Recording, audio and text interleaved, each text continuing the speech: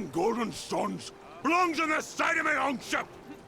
Nilfgaardians make for good prisoners, good slaves too. They got black shells, but the meat inside's red.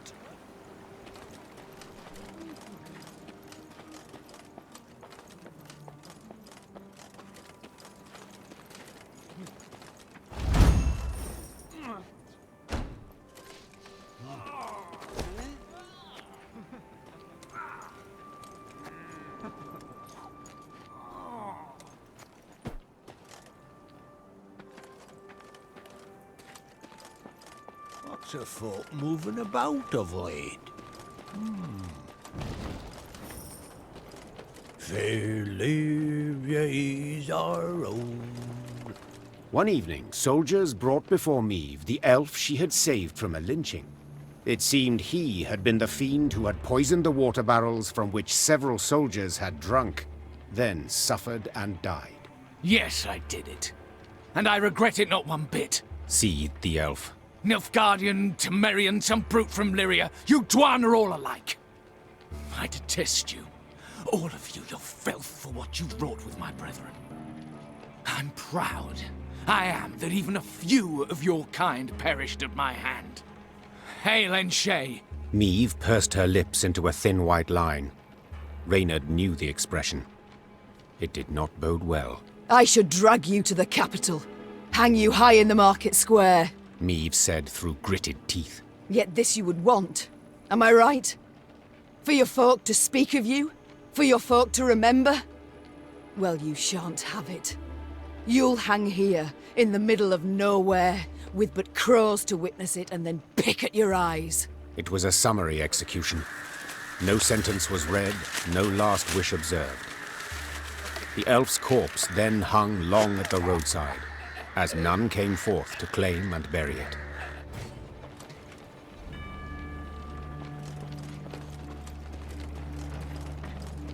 We welcome you home, Your Majesty. Prince Willem awaits your return, Your Grace. Good you've returned, ma'am. Lyria needs you. Prince Willem awaits your return, Your Grace. Home at last, Your Grace. We shall not enjoy it long, I fear. Soon we must face the black-clads in the field. Yet a moment's peace we will have. After that drubbing you gave them at Dravigrad, they'll wish to rethink their strategy.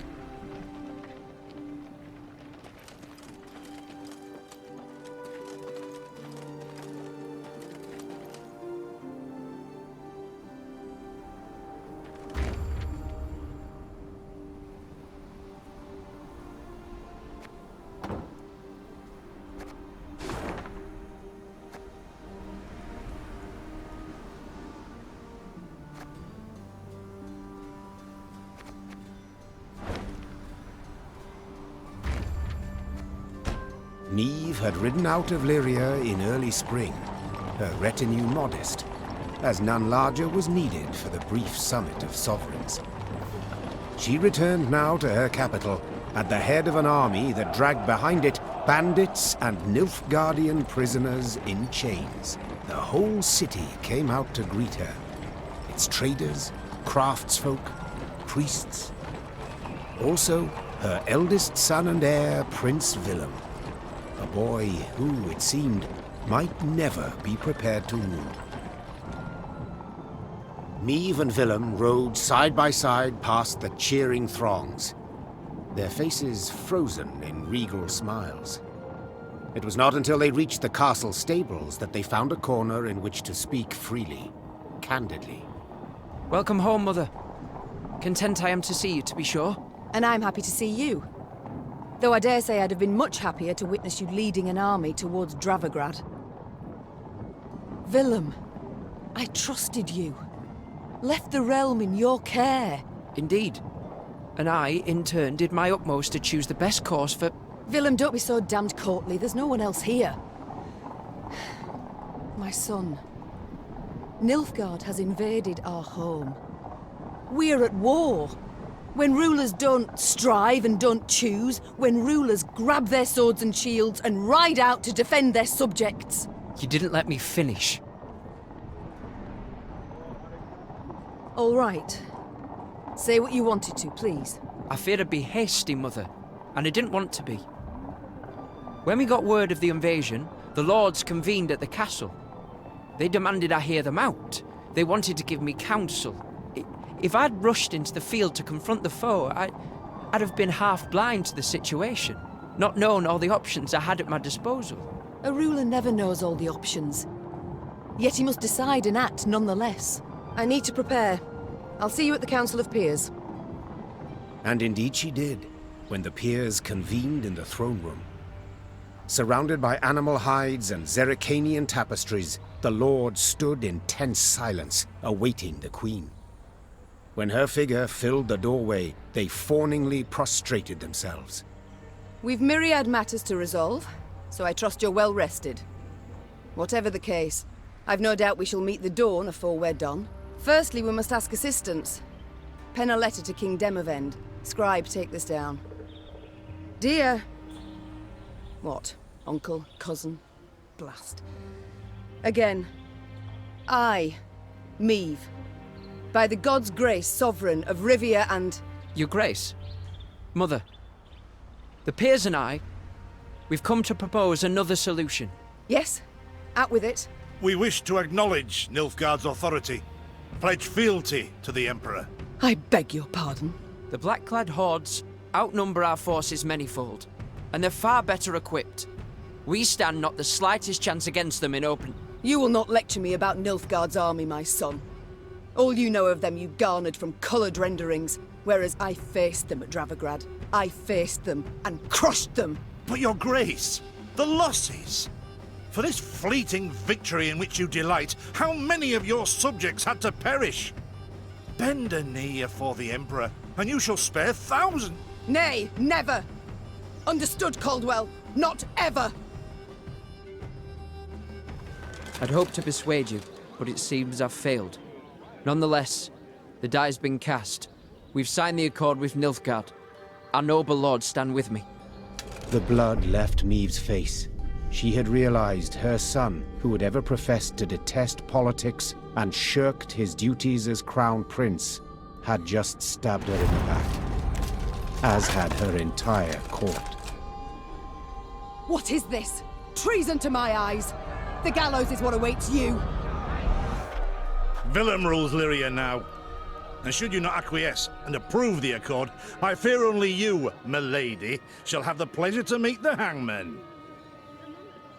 Don't get ahead of yourself, Caldwell. My mother will not be harmed. Not one hair on her head. Understood? Confine the Queen to the tower.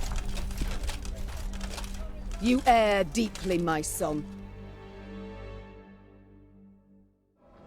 The queen was confined to a cell. Gilded armor she had traded for a simple robe. A courtly retinue for a swarm of rats. She was the very picture of misery.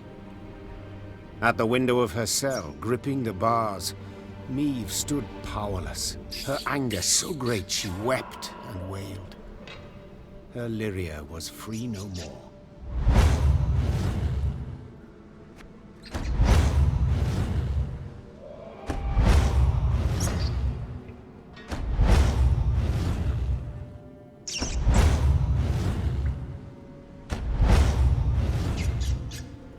Have I come at a bad time? Demons take you, Caldwell. You've long been at this scheme, haven't you? You left the strays of Sparla to roam the realm, to forage, so that I would have to look to them. And thus gained your cohorts the time they needed to complete Lyria's sail to Nilfgaard.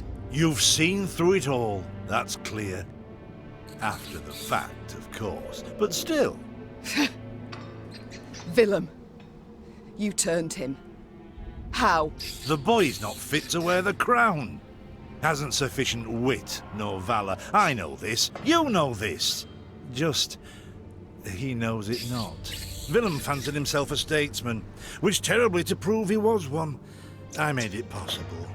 I've been amply rewarded, I have. Palatine since just yesterday, in fact. You'll have neither my blessing nor congratulations. Sorry to disappoint you. I seek neither. I've come for another reason. To bid you adieu. Willem does not seek your death. does not even fathom it, as you well know. Moreover, his resolve will wilt in time, and he'll wish to free you. So, come the morn, when the young king rides out to pledge fealty afore General Ep Dahi, you shall use your bed linens to hang yourself.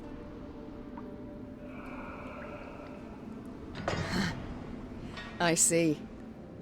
You wish to see me bow afore you, lie prostrate, beg you for mercy, plough yourself with a pike, Caldwell. And you needn't send your thugs. I'll not falter nor hesitate. I'll take my own life. Adieu, your grace, and use your last evening wisely. Meve felt a rush of despair, yet bit her lip to mute any weeping. No, she would not give Caldwell the satisfaction. Morning arrived with the sound of footsteps in the corridor. Meve rose from her cot and stood in the center of her cell. She was prepared for anything. Well, nearly anything. The Duke of Dogs. Titles seem senseless under the circumstances, don't you think? Let's forgo them. I'm Gascon. Has Caldwell sent you? To kill me? No and a no. Actually, you're free. How shall I put this? That cad, Count Caldwell, used yours truly and the strays as bait in a scheme aimed at kicking your shapely backside off your throne. Now, I'm hardly vindictive. First to forgive, in fact. Take your threat to send me to the gallows. Forgotten already. Yet being played for a fool, I cannot abide. So when the strays freed me, I knew what I'd do to spite the Count afore I disappeared. I'd free you. That's to say, on one condition. You've got to request it of me, my lady. Courteously. For my realm I will do this, and much, much more. Even bow afore a brigand. Thus I beg you, Gascon, Duke of Dogs, grant me my freedom. Ha! Incredible! I've lived to see someone grovel with dignity. The true ruler you've got to be. You are free. I'm grateful. Now please let me pass. I must get to the city jail at once. Would you look at this woman? Free her from one prison, she flies off to the next. They hold Reynard there. And if I've any ally left, anyone who's not betrayed me, it's him. I must get him out. Hold, my lady. Unarmed, alone. Have I any other option? In a sense. See, they locked a few strays in the city pits, too. Got a common cause, I'd say. Care to join forces? The Queen took Gascon up on his offer. Then she, Gascon, and the strays snuck through the city to its dungeon. Reynard had not wavered for a moment in his devotion to the Queen. Never the slouch, he had also not lost any time. I've inquired among the other arrested soldiers. Many are prepared to fight, even die at your side, your grace. Seems they may yet get their chance. But now we must flee. All of us. Yet in leaving the jail, the company ran into trouble. When Caldwell's cutthroats had failed to find Meve in her cell waiting for her secret execution, they had informed the Count. He, in turn, dispatched patrols into the streets. The Queen and her cohorts ran into one such unit. Blast. We shan't outrun them. To arms!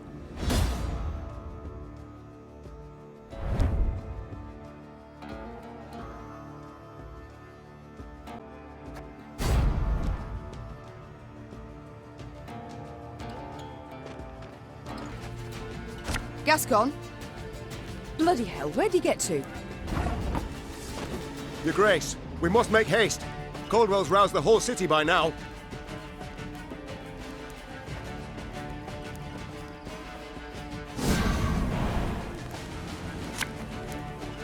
This harvest will be reaping black-clad heads. Back to the dust whence you came!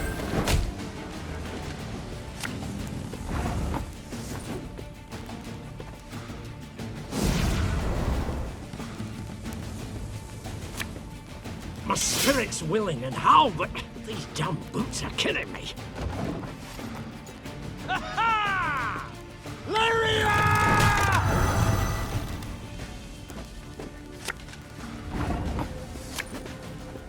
time to reap, a time to sow. Didn't think I'd leave you just like that, did you? Honestly, I did.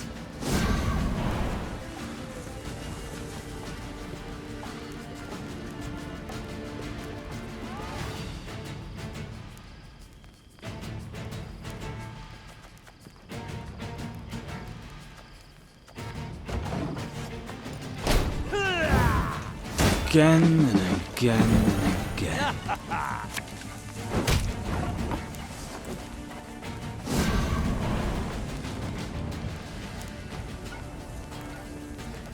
Thing about slings, they hide well.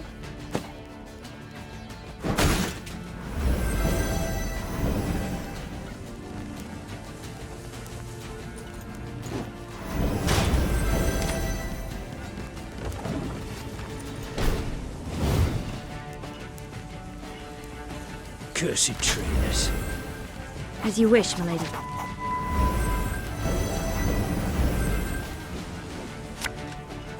Your Grace, what guarantee do we have that they won't stab us in the back?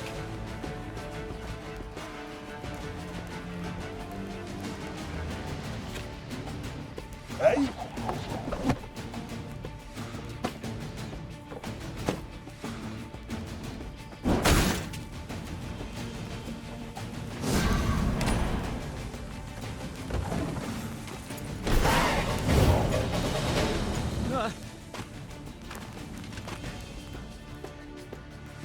I thank you, Gascon. You and your men, for your aid. 'Tis nought, my lady. Strays never say no to a proper brawl. No brawl this was. Sun rising against Mother. Lyrian striking at Lyrian. I fear a blood war's begun. Come now. Seems to me the war's ended. Your realm's lost to Nilfgaard. You've no army to speak of. Then I shall assemble a new one. And with it have Caldwell hanged, and drive Nilfgaard back across the Yaruga. You're mad. How will you find the men? Riding from hamlet to hamlet, speaking from atop a crate? No. I shall find them in Edern. I've a favour to call in with King Demavend, and I'll sway volunteers to my cause on the way. Well, you've your first willing warriors already. How so? We've nothing left in Lyria. Our hideouts are compromised, Caldwell's sure to set a price on our heads, and Nilfgaardians roam the land in numbers. Besides, I'll be right tickled to see proud Queen Meve fighting elbow to elbow with a bandit she'd wish to hang just a half day afore. Well, it is said my foe's foe is my friend, and I'd be a fool to turn down assistance now, no matter who offers. So be it.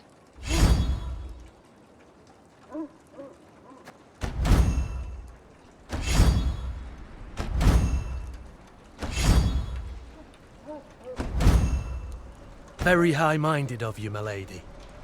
So, shall we shake on't? Nay? Well then, the high road beckons. Though first we must escape the city with our lives. Follow me. Lyria was hers no more. Meve now had to flee her capital and realm as quickly as she could. Wont to travel the city streets in a gilded carriage, the Queen now saw them from a slightly different vantage point. Is this the only way? Are you quite certain? The Queen? Is a common fugitive now, so she'd do better to pinch her nose and whinge not at all. At long last, Meve reached the gate. Yet this she found shut tight, locked and guarded. Gods be damned! Easy, your grace. Nothing we can't solve with a quiver full of quarrels.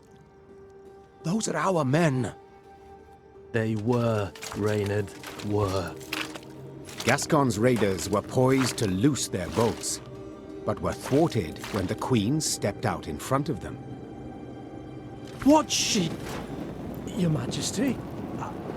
I've orders to arrest your grace. Place me in irons, then.